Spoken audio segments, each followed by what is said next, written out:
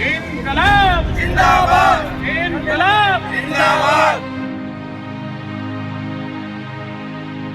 ये सिर्फ कर्मचारियों के भविष्य का मामला नहीं है, ये देश के भविष्य का मामला है। राजधानी दिल्ली के आईएनए में स्थित मानवाधिकार आयोग दफ्तर के बाहर बैठे इन कर्मचारियों ने पुरानी पेंशन बहाली की मांग को लेकर प्रदर्शन किया।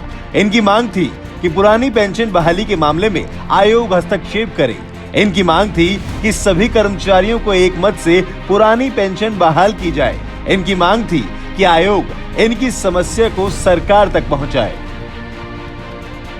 देखिए, केंद्र सरकार ने 2004 से सभी सरकारी सेवा में आने वाले कर्मचारियों के लिए, चाहे वो केंद्र के हों, चाहे राज्य के हों, चाहे किसी ऑटोनोमस विभाग के हों, उनके लिए पुरानी गारंटीड जो पेंशन व्यवस्था थी उसको खत्म करके एक बाजारू व्यवस्था शुरू की, जिसका नाम है नेशनल पेंशन स्कीम। दरअसल आज 17 साल बीत गए। इस नेशनल पेंशन स्कीम की वजह से, चूंकि एक कॉर्पस बेस्ड पेंशन स्कीम है, इसमें सरकार से कोई गारंटी नहीं दी गई कि आपने 20 साल की सेवा की, 30 साल की सेवा की या 35 साल की सेवा की। पहले क्या होता था कि लास्ट बेसिक सैलरी का आधा और डीए के बराबर पेंशन की गारंटी दी जाती थी। कोई कर्मचारी सेवा काल में मर जाता था तो उसके परिवार को फैमिली पेंशन की गारंटी दी जाती थी। लेकिन ये सारा खत्म करके ग्रेच्युटी भी खत्म कर दी इन्होंने। अब आज क्या है कि कॉर्पस बेस्ड पेंशन होने की वजह से इसका सही से इम्प्लीमेंटेशन भी नहीं हुआ। इम्प्लीमेंटेशन नहीं हुआ तो कई सारे कर्मचारियों का एनपीएस अमाउंट जमा भी नहीं हुआ। और जो लोग 10 से 15 साल, 10 से 17 साल की नौकरी करने के बाद आज जो रिटायर हो रहे हैं, उनको 400 रुपये की पेंशन, 500 रुपये की पेंशन, 1200 रुपये की पेंशन मैं आपके माध्यम से दिखाना चाहूँगा। ये दिल्ली सरकार के कर्मचारी हैं जो अभी पिछले महीने रिटायर हुए हैं। इसको 905 रुपये की पेंशन बनी है, किसी को 1610 रुपये की पेंशन बनी, 2276 की पेंशन बनी, 2905 रुपये की पेंशन बनी, 1500। ये रेलवे के साथी है हमारे, 1331 रुपये पेंशन 13 साल की नौकरी के बाद। हम सिर्फ 2 चीजें मांग रहे हैं। हमारे हिस्से पर हमारा अधिकार, जो हमसे सरकार पेंशन के लिए एनपीएस के रूप में पैसे की डिडक्शन कराती है, उस पर हमें पूरा राइट चाहिए। दूसरी बात, सरकार अपना कंट्रीब्यूशन जिसमें जमा कर रही, 14 करे, 40 करे, 24 करे, हमें कोई मतलब नहीं। सरकार हमें हमारी 10 साल की नौकरी के बाद अंतिम बेसिक सैलरी का आधा और डीए के बराबर पेंशन की गारंटी दे दे, चाहे उसके एवज में सरकार अपने कंट्रीब्यूशन को रिटायरमेंट पर वापस ले ले, हमें फर्क नहीं पड़ता। हमारा आज का मुद्दा ओल्ड पेंशन स्कीम की बहाली है, जो अभी 1/1/2004 के बाद नियुक्तियां हुई थी, उनमें एनपीएस उन पे लागू किया गया था। इसको सरकार नेशनल पेंशन स्कीम कहती है। उसमें मार्केट बेस्ड स्कीम है। वो हमारा पैसा काटा जाता है और वो मार्केट में लगा दिया जाता है।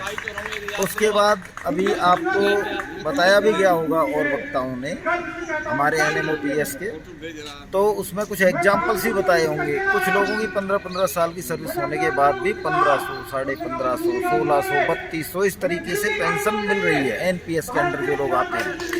हमारी मांगे सिर्फ यही है कि हमें पुरानी पेंशन दी जाए, जैसे 1/1/2004 से पहले के कर्मचारियों को या अभी जो पॉलिटिकल लीडर्स हैं उनको मिलती है, उसी तरीके से हमें भी हमारी बेसिक मूल वेतन को बोलते हैं, मूल वेतन का आधा और उस पर महंगाई भत्ता, ये पेंशन के रूप में हमें इसकी गारंटी चाहिए। हमें सिर्फ आज के दिन सिर्फ ये चाहिए कि हमें एक अधिकार, जो जीने का अधिकार है, वो हमसे बुढ़ापे में ना छीना जाए।